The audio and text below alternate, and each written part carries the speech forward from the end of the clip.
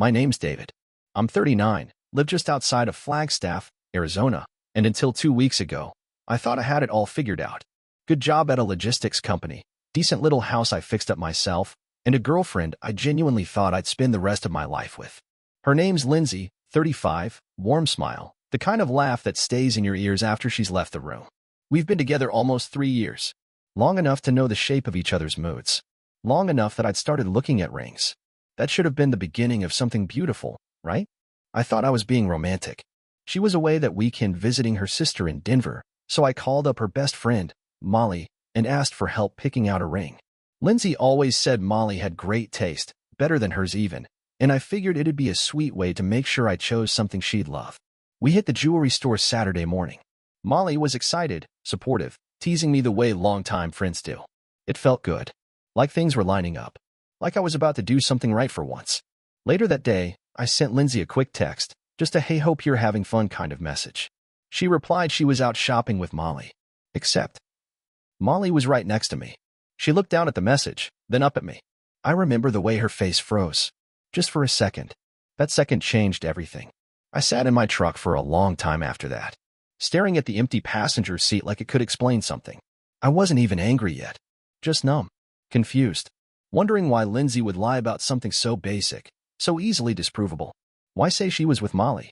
Why not just say she was out shopping? Alone. Or with someone else? Unless she didn't want me to know who. I told myself not to jump to conclusions. People make mistakes. Maybe she was embarrassed about where she really was. Maybe she panicked and sent the first lie that came to mind. But that second of frozen panic on Molly's face, that didn't look like someone covering for a brunch or a surprise. That looked like someone caught in a lie too. When Lindsay got home Sunday night, everything was normal. Too normal. Hugs. Laughter. Like nothing had happened. I didn't say a word. I couldn't. I just kept thinking about that text. Her voice telling me she loved me while her thumbs typed out something else entirely. And suddenly the house didn't feel like home anymore. I didn't sleep that night. I laid next to Lindsay in bed, staring at the ceiling, listening to the rise and fall of her breath like it was some distant ocean I'd never reach again. She curled toward me in her sleep like she always did. Muscle memory, routine, a relationship on autopilot. I didn't move. I didn't put my arm around her like I usually would. I just lay there, frozen in that awful in-between place where love turns into suspicion. I kept thinking, if she lied once, how many times had she lied before? The next morning, I did what any man with too much pride and too little trust would do. I started digging. It began with her phone, not touching it, but paying attention to how closely she kept it. She used to leave it on the kitchen counter, unlocked, when we were cooking dinner or doing yard work. Now it was glued to her palm, face down, notifications muted. And whenever she did pick it up, she'd tilt the screen away from me, just slightly. Not enough to scream guilty, just enough to feel wrong. I didn't want to become this guy. The one who watched her eyes when a message came through. The one who started timing how long her target runs took. But I couldn't help it. Something had shifted, and once it shifts, it doesn't shift back. By Wednesday, I cracked. I asked her if anything was going on. Nothing dramatic, just a quiet question over coffee, like I was asking about the weather. She looked me dead in the eye and said, "No, everything's fine," and kissed my forehead before leaving for work. And maybe that would have worked if she hadn't left her laptop open on the kitchen table. Now, look, I didn't go searching. Not at first. But the laptop dinged. A notification. A name I didn't recognize popped up. "Can't wait to see you again." That was the subject line. My hands moved before my brain caught up. I opened the email. Short. Flirty. Not explicit, but close. Signed only with the letter J. I felt my stomach drop straight through the floor. I clicked the thread. Just once.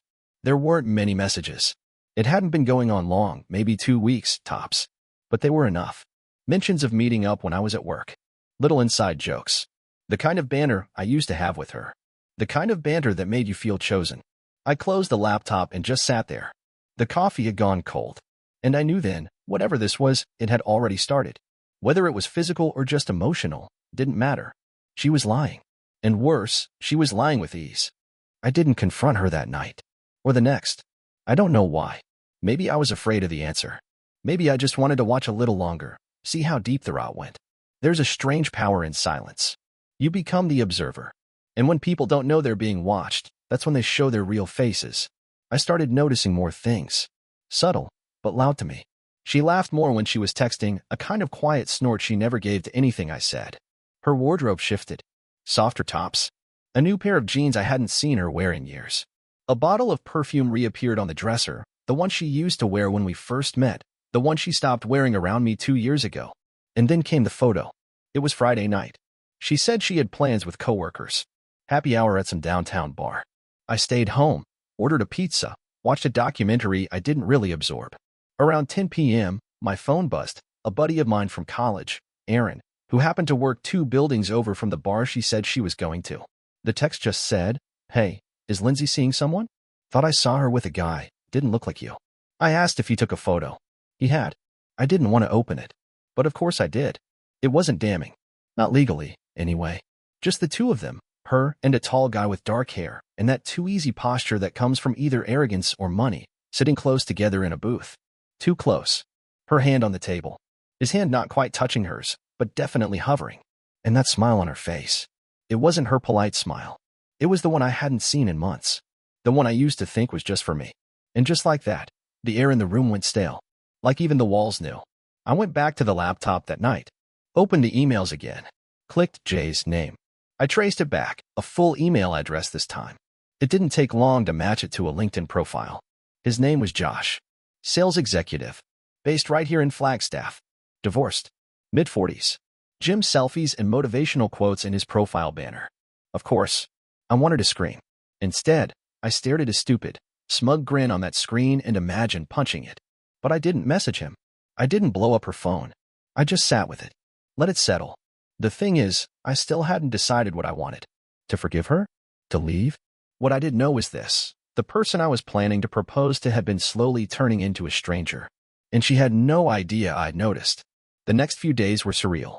She went on like nothing was wrong. Like we were still us. She kissed me goodbye in the mornings, sent little texts during lunch, inside jokes, memes, a video of a dog she said reminded her of mine. I answered back. Not because I believed her, but because I wanted to see just how long she could pretend. It felt like watching a play I'd already read the script for. I started calling it the mirror test in my head. Every time she laughed at something I said, every time she touched my arm or offered to make dinner, I mirrored it back. I smiled. I helped. I held her. But underneath, I was watching, waiting to see if she'd crack. If guilt would finally leak through her perfect act. It didn't. She was good. Too good. And that scared the hell out of me. Because it meant she'd done this before. Not necessarily with someone else, but with herself. She'd rehearsed this. She knew how to lie and not flinch. She knew how to hide the cracks. I didn't know this version of her, and that was what unsettled me the most. It's one thing to be betrayed by someone you love. It's another to find out the person you loved never really existed the way you thought. Then Saturday hit. I woke up early, couldn't sleep. Went for a drive out near Walnut Canyon. Just needed space, air, the kind of silence that doesn't ask questions. I didn't plan on going anywhere specific, but my truck seemed to know where I needed to be. It drove me to Molly's. I hadn't spoken to her since the ring shopping incident. We hadn't even exchanged texts. But when she opened the door and saw me there, her face shifted, not surprised. More like, resigned. Like she'd been waiting for this. I told her I knew. Not in words. I didn't have to. I just said, "You were with me." She said she was with you. And Molly. God. She didn't even try to deny it. Just dropped her eyes and said, I didn't want to be part of it. I didn't know what to do. That told me everything I needed to know. There was more. A lot more. And Molly, Lindsay's best friend since college, was stuck in the middle of it. I asked one question. Is it still going on? Molly nodded. I left without another word. I drove around for hours after leaving Molly's. My hands were clenched so tight around the steering wheel I left little crescent-shaped dents in the leather. I wasn't angry. Not yet. I was hollow. Like I'd been scooped out and stuffed with silence. There's a weird sort of grief that comes when you realize someone's been gone from you emotionally long before they ever left physically. It wasn't just the affair. It was the effort, the lies, the ease. And the thing that kept replaying in my head, looping over and over like a record with a scratch, was that I had just picked out a ring. A ring meant to change both our lives. And now I couldn't even look at the box without feeling like I'd been conned. I pulled into a gas station off the 89, sat in the lot and opened the glove box. The little white box was still there, tucked between a map and a half-used pack of gum. I stared at it for a long time before finally reaching in. It was beautiful. Classic. A modest emerald-cut diamond on a platinum band. Not huge, not flashy, just the kind of thing Lindsay used to say she'd want. Something simple, something honest. That's what she once said. I laughed, loud enough that a guy filling up his tank looked over at me through the window. Something honest. Right. It wasn't the money that hurt. It wasn't the betrayal, even. It was the fact that I had pictured a future with someone who no longer even seemed to occupy the same reality as me. I was imagining proposals and anniversaries. She was imagining excuses and cover stories. The difference between love and illusion is one notification. I snapped the box shut and put it back in the glove box. Not ready to throw it away. Not yet. But I couldn't bear to take it home, either. That box didn't belong in our house anymore. It felt radioactive. Like it carried everything she'd faked, everything I didn't see in time. And the worst part? I still loved her. God help me, I still loved her. That night, I came home late. I waited until I knew she'd be asleep. I couldn't bear the thought of pretending one more time, the polite kiss, the casual, "How was your day?" the lie we were both telling. The house was dark, quiet, too clean. That kind of clean that only comes when someone's trying to cover something up. The living room still smelled like her new vanilla candles, the kind I used to like, until I realized they were probably lit for him, too. I walked past the kitchen and saw 2 wine glasses drying upside down in the rack. We hadn't had wine all week. It was the smallest thing, insignificant to anyone else, but not to me. One of them had lipstick, not her usual shade. I stood there staring at them like they were evidence in a trial. Maybe they were. Not the kind you bring to a courtroom, but the kind that shifts something in your bones. The kind that turns suspicion into knowing. I went upstairs, each step heavier than the last, and stood in the doorway of the bedroom for a full minute before going in. She was asleep, turned away from me, one leg kicked out from under the blanket like she always did. And for a second, I felt like I was looking at a stranger sleeping in my bed. Same face, same shape, but none of the familiarity. I took a pillow and blanket and went to the couch. Not because I wanted to make a statement, because I couldn't stand the idea of sharing a bed with someone who might be dreaming of someone else. I didn't sleep much. I watched the ceiling spin in slow circles and wondered how much of the past few months had been real. How much had been a performance? If she'd already made up her mind to leave and just hadn't told me yet. I think that's what haunted me the most, the not knowing. Because once you know, you can grieve. You can rage. You can begin to move on. But when you're stuck in limbo, when someone you love becomes 2 different people depending on what room you're in, there's no closure. Only ghosts. Sunday morning came like a punch to the throat. I woke up sore, not from sleep, but from the emotional hangover of pretending everything was okay when nothing was. The couch was stiff, my neck ached, and for a split second, I forgot why I was down there. Then I heard her voice from upstairs, cheerful, asking if I wanted pancakes. Like nothing had happened. Like ghosts weren't walking around our kitchen drying lipstick-stained wine glasses. I didn't answer. I couldn't. She came downstairs eventually, bare feet, messy bun, still in the t-shirt I'd given her for our first anniversary. That detail punched harder than I expected. It used to mean something. Now it looked like a costume. She asked why I was on the couch. I shrugged. Said I didn't sleep well, which wasn't a lie, just not the whole truth. She frowned. Not guilt, confusion. Like she was the one who felt off-balanced. Like I was suddenly making her nervous. I thought, good. Let her feel what I've been choking on for days. I wanted to tell her right then. I wanted to scream. To ask why. To throw the wine glass across the floor and shout Josh's name until her fake little world cracked wide open. But I didn't. Not yet. Because I still didn't know how deep it went. Because I was still hoping stupidly, quietly, that she'd tell me herself. By the afternoon, we were watching TV like nothing was wrong. She rested her head on my shoulder. I didn't move. Didn't breathe too deeply. Just waited. Counted every second like it owed me something. And then, her phone lit up on the coffee table. I didn't mean to look. But when your heart's been ripped open, your eyes become magnets for anything that might hurt more. It was a message preview. Last night was perfect. Can't stop thinking about you. From Josh. She didn't notice. She was too busy scrolling through Netflix. And I sat there, frozen, with her head on my shoulder, feeling like the world had tilted just a few degrees off axis. Just enough that nothing would ever feel straight again. That was the moment I knew. Really knew. She wasn't going to confess. She wasn't going to cry, or explain, or ask forgiveness. She was going to keep going, like nothing happened. And if I wanted the truth, I'd have to take it from her.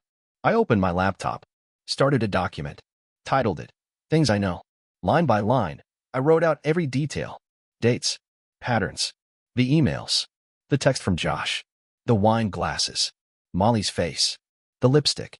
I needed to see it in black and white, because when someone gaslights you long enough, you start doubting even your own instincts. I needed proof that I wasn't crazy, and now I had it, in paragraphs. Around 4:30 a.m., I printed it, folded the pages, slipped them into a manila envelope, sealed it, and wrote her name across the front. Then I waited. She got up around 7, came into the kitchen rubbing her eyes, yawning, wrapped in a blanket like she had any right to be warm in a house she'd turned cold. She saw the envelope before she saw me. Her hand froze over it, like it burned. I just said, "Read it." She looked at me, confused, still half asleep, unaware her entire illusion was collapsing. She sat down, opened the envelope, and started reading. I watched her face.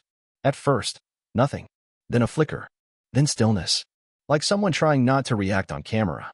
I said nothing. Just waited. When she finally looked up, her face was pale, lips parted like she'd started a sentence but couldn't finish it. I still said nothing. The silence stretched, pressed against the windows, filled the space between us until it felt like a third person in the room, one we couldn't ignore. Finally, she asked, barely above a whisper, "What do you want me to say?" And that's when I knew I was done. Because I didn't want her to say anything. I didn't want an apology, or a breakdown, or a confession full of half-truths. I wanted my peace back. She didn't cry. That surprised me. She didn't scream, didn't beg, didn't deny. She just sat there, staring at the printed words like they were written in a language she used to speak but had forgotten. Eventually, she said the one thing I wasn't expecting. "You're right." Just that. No excuses. No spin. No attempt to salvage dignity. It hit harder than any lie, because it confirmed everything. She admitted it without a breakdown, without a fight. She just surrendered, like the whole thing had already played out in her head weeks ago, and she'd just been waiting for the scene to catch up. I asked her how long. She said it started a while ago. That's all. No date. No real timeline. Just a vague fog meant to protect both of us from specifics. I didn't push. I already knew enough. I asked her if she loved him. She hesitated. Said it wasn't that simple. Of course it wasn't. Love never is when someone's caught holding it in the wrong hands. Then I asked why. The real question. The one that had kept me up more nights than I could count. Why him? Why now? Why like this? And she just shrugged. Said she felt seen. Said she felt wanted. Said she didn't know when she stopped feeling those things with me, but by the time she realized it, she was already too far into the lie to pull herself back out. I think that's when I stopped being sad. Not because I forgave her. I didn't. But because I finally understood something I should have seen a long time ago. I'd been building a life with someone who didn't know how to be honest even with herself. She was so good at smiling through doubt, laughing through distance, kissing through guilt, that even she believed her own act. And I fell in love with the act. That's on me. I told her I was leaving, that I'd be out by the end of the week, that I didn't want to scream or fight or burn the house down with pettiness. I just wanted out. Cleanly.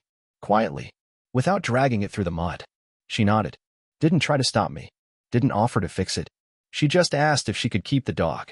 That was the only time I raised my voice.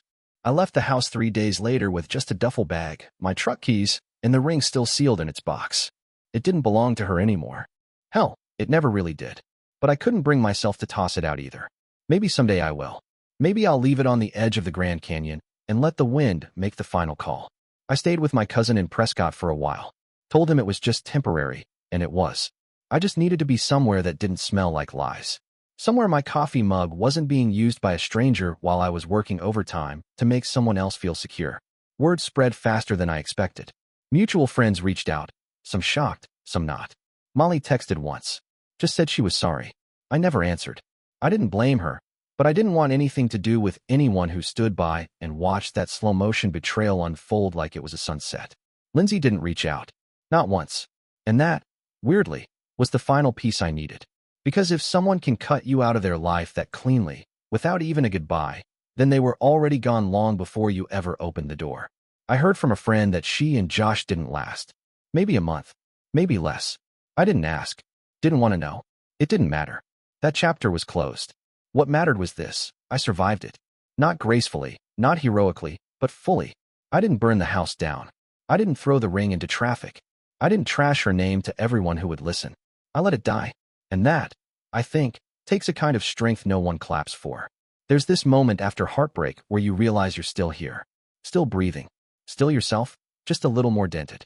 That moment came for me a few weeks later, standing on the edge of Watson Lake, sun hitting the water just right, the world quiet for the first time in months.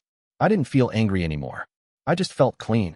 And when I got back to the truck, the ring box was still there. I picked it up, turned it over in my hands, and smiled. A real one this time. Not for what could have been, but for what I walked away from.